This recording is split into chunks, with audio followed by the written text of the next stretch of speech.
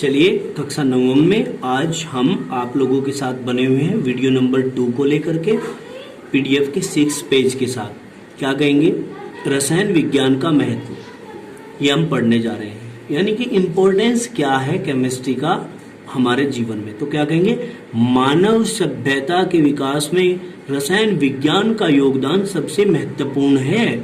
हमारे दैनिक जीवन की लगभग हर घटना में रसायन विज्ञान किसी न किसी रूप में हमसे जुड़ा हुआ है। हम डेली यूजेस के जितने भी कार्य करते हैं उनमें केमिस्ट्री हमारे साथ साथ चलती है, कहीं ना कहीं हमारे लाइफ के साथ में जुड़ाव रखती है, अटैचमेंट रखती है। कैसे रखती है वो देखिए। विभिन्न क्षेत्रों में रसायन विज्ञान का महत्व का वर्णन किया जाता है। कौन कौन से? खाद्य पदार्थों व उनके संरक्षण में। खाने वाली जितनी भी चीजें हैं, पीने वाली जितनी भी चीजें हैं, यहाँ तक कि दूध, पानी क्या है? जल के क्या वाटर का फॉर्मूला होता है? H2O, हाइड्रोजन और ऑक्सीजन से मिलकर के बनी हुई है। मिल्क है हमारा, है ना। जितने भी चीजें हम यूज कर रहे हैं और उनको बचाने के लिए भी जितनी भी चीजें हम यूज करते हैं वो सब क्या है? केमिस्ट्री से जुड़ी हुई हैं। कृषि के क्षेत्र में भी ले लीजिए आप। कृषि के क्षेत्र में फसल को उगाने के लिए पानी तो देना पड़ेगा, तो सबसे प्रारंभ तो जो है वो वाटर से ही हो गया, यानी कि केमिस्ट्री यहीं से ही जुड़ गई साथ में।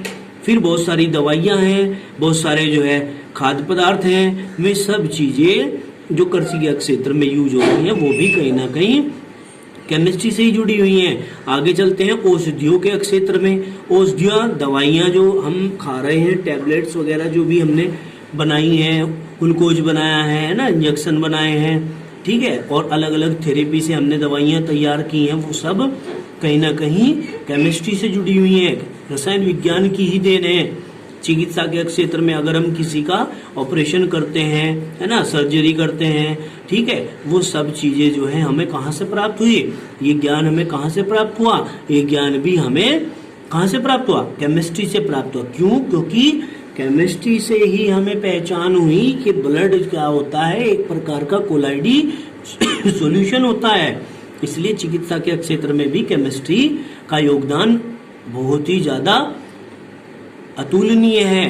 दैनिक उपयोग की वस्तुओं के निर्माण में, भाई डेली लाइफ में हम सुबह स्टार्टिंग पीरियड अपना चालू करते हैं, जब सो करके उठते हैं तो तभी से हमारा केमिकल का जो यूज करने का जो प्रोग्राम है वो स्टार्ट हो जाता है, और जब तक हम सोते नहीं, ठीक है ना, तब तक हम केमिस्ट्री के द्वारा बनाए गए पदार्थों को ही या प्राप्त होने वाले पदार्थों का ही यूज करते हैं। यहाँ तक कि दूध भी हमारा एक प्रकार का केमिकल ही तो है। और फिर आप चलिए इस बात को छोड़ दीजिए, आगे चलिए। जब आप सो भी जाते हो ना, तब भी आप लोगों को ऑक्सीजन की आवश्यकता पड़ती है और आप लोग CO2 का उत्सर्जन करते हैं, तो वहां भी कहीं ना कहीं साइकिल बना हुआ है। किसका? गैसों का, ठीक है। तो इसलिए वहां पर भी कौन ही कार्य करता है? वहां पर भी केमिस्ट्री कार्य कर रही है। क्लियर हो गई बात? अब आगे चलते हैं। नेक्स्ट टॉपिक है हमारा मैटर। मैटर क्या होता है? मैटर को हम हिंदी में कहते हैं द्रव्य, ठीक है ना।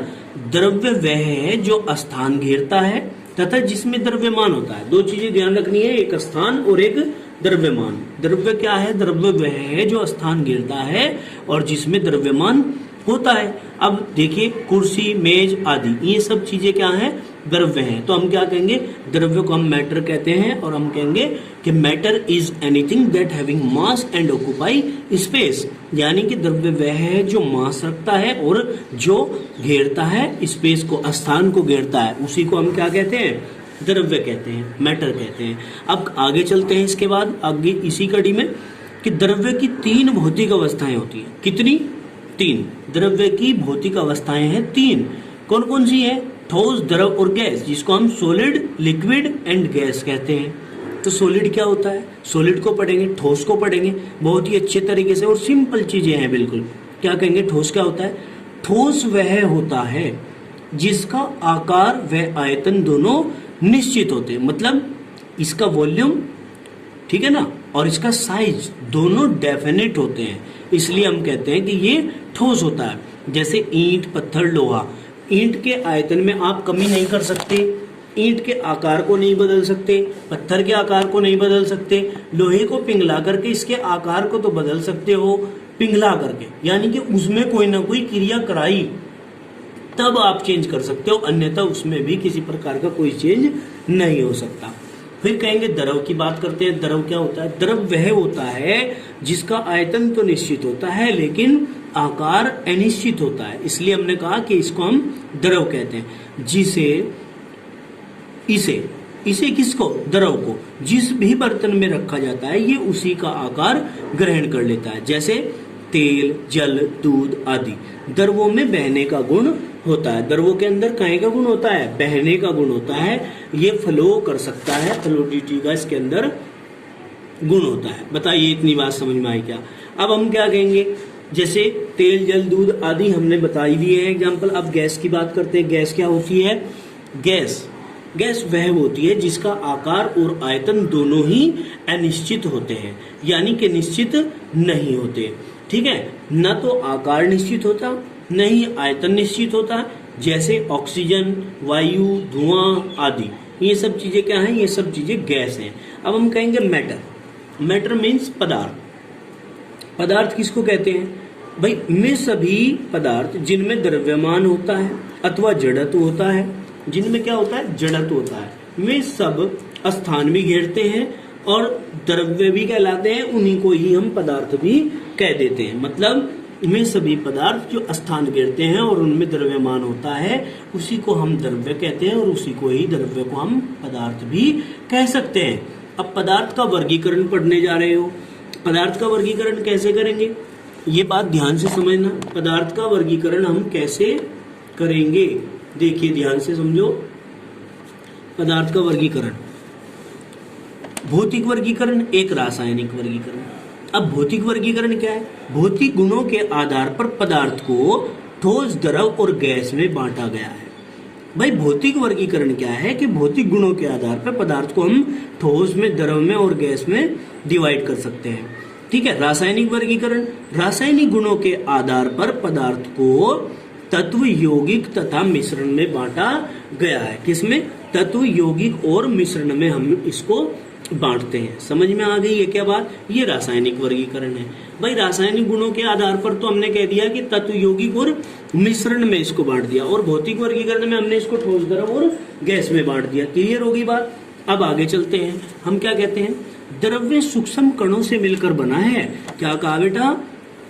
द्रव्य जो है वो बिल्कुल सूक्ष्म, छोटे छोटे से टीनी पार्टिकल्स से मिलकर के बना हुआ है।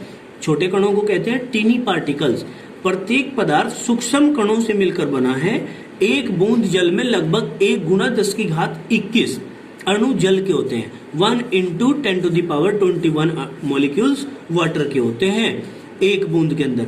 पदार्थ को बनाने वाले सूक्ष्म कण इतने छोटे होते हैं कि हम इन्हें सूक्ष्मदर्शी से भी नहीं देख सकते, और पदार्थ को बनाने वाले सूक्ष्म कण जो होते हैं उनको हम परमाणु या अणु कह देते हैं। क्या कह देते हैं? परमाणु या अणु।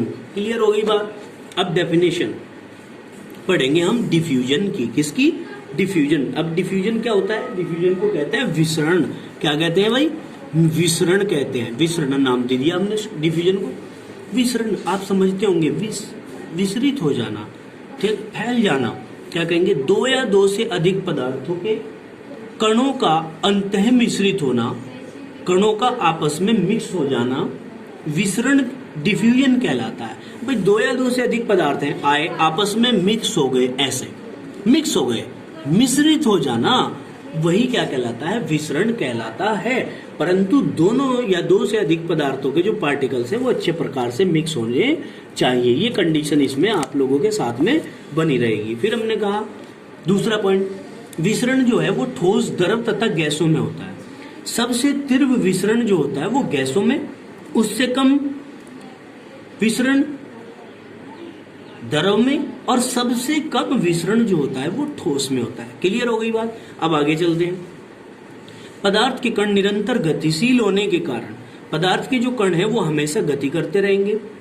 उनमें गतिज ऊर्जा होती है। गतिज ऊर्जा के कारण ही वो गति कर पाते हैं। अगर उनके अंदर गतिज ऊर्जा नहीं होंगी तो वे स्थिर हो जाएंगे, ठीक है ना, अस्थायित्व प्राप्त कर लेंगे। लेकिन इनके अंदर पदार्थ के जो कण होते हैं उनके अंदर गतिज ऊर्जा होती है, इसीलिए वो कंटिन्यू चलते रहते हैं एक स्थान से दूसरे स्थान पर। फिर हमने कहा विसरण की दर तापमान बढ़ाने पर बढ़ जाती है। जैसे जैसे टेम्परेचर बढ़ाएंगे तो क्या होगा, विसरण की दर बढ़ जाएगी। क्यों? क्योंकि जब हम किसी पात्र के अंदर किसी पदार्थ को लेते हैं और उस पदार्थ को गर्म करते हैं, हम हीट करते हैं, तो उसके जो मॉलिक्यूल्स होते हैं वो हीट के जो द्वारा एनर्जी को गेन कर लेते हैं, एनर्जी को प्राप्त कर लेते हैं, और एनर्जी को प्राप्त करके वो आपस में ऐसे टक्कर मारते रहते हैं, ऐसे ऐसे एक दूसरे मॉलिक्यूल्स के साथ में टक्कर करता रहेगा। और जब टक्कर चलती रहेंगी तो हम कहेंगे कि गतिज ऊर्जा हो रही है, इनके अंदर गतिज ऊर्जा है, सक्रियता बढ़ रही है। ठीक है ना? क्यों? क्योंकि ताप बढ़ने से एनर्जी लेकर के, दोबारा समझेंगे, ताप बढ़ने से एनर्जी को गेन करके मॉलिक्यूल आपस में टक्कर करेंगे तो मतलब एक्टिविटी हो रही है, रिएक्टिविटी बढ़ रही है। ठीक है ना? अब आगे चलते हैं, हम पढ़ेंगे गैसों में विसरण को। किसको? ये टॉपिक है हमारा गैसों में विसरण। क्या कहेंगे इसमें? देखो, गैसों के कण तेज गति से सभी दिशाओं में गतिशील होते हैं। चारों दिशाओं में दिखाया भी गया है यहाँ, चारों दिशाओं में ये जो है क्या हो रहे हैं, गतिशील है। चारों दिशाओं में गैसों की विसरण दर देखिए, आप नजदीक से देखिए, क्या कहा गया है कि चारों दिशाओं में गैसों में क्या हो रहा है, विसरण हो रहा है। दिख रहा होगा आपको। फिर क्या कहा, रसोई घर में भोजन बनाते समय उसकी खुशबू काफी दूर तक फैल जाती है, पूरे घर में फैल जाती है। अगरबत्ती जलाने पर भी पूरे घर के अंदर, कमरे के अंदर उसकी खुशबू फैल जाती है। इत्र लगाने पर भी ऐसा ही होता है, पूरे घर के अंदर फैल जाएगी। जहां पर भी जिस एटमॉस्फेयर में हम जाएंगे वहां पर फैल जाएगा। एलपीजी, लिक्विड पेट्रोलियम गैस, अगर सिलेंडर घर पे लीकेज हो जाता है तो क्या होता है, तुरंत पता चल जाता है कि हाँ ये रिसाव हो रहा है। वो रिसाव जो होता है, मैं आपको ज्यादा जानकारी के लिए बता दूं, वो एन-ब्यूटेन मिलाई जाती है लिक्विड पेट्रोलियम गैस में। अपनी कोई स्मेल नहीं होती एलपीजी की। एलपीजी की ध्यान रहे, आप लोग याद रखेंगे कि अपनी स्वयं की कोई स्मेल नहीं होती है, बल्कि उसके अंदर ये जहरीली तो होती है, विषैली तो होती है। ठीक है ना? इसके रिसाव का पता लगाने के लिए इसमें एन-ब्यूटेन मिला देते हैं। वो तिरुगंध वाला होता है कारक, उसी के द्वारा जब रिसाव होता है तो हमें पता चल जाता है कि गैस रिस रही है, विसरण हो रहा है। ठीक है ना? और इसी प्रकार से इनकी जो महक है वो काफी दूर तक फैल जाती है। ये जो है गैसों के मॉलिक्यूल दिखाए गए हैं यहाँ पर, और गैसों के मॉलिक्यूल ये जो दिख रहे हैं, इन्हीं के आधार पर आप कह रहे हैं कि गैसों में विसरण हो रहा है। ये चारों दिशाओं में फैलते हैं, चारों दिशाओं में फैलेंगे। ठीक है ना? अब हम कहेंगे, नेक्स्ट वीडियो में पढ़ेंगे हम डिफ्यूजन ऑफ लिक्विड। ठीक है ना? नेक्स्ट वीडियो में। आज के लिए यहीं तक बने रहेंगे। धन्यवाद।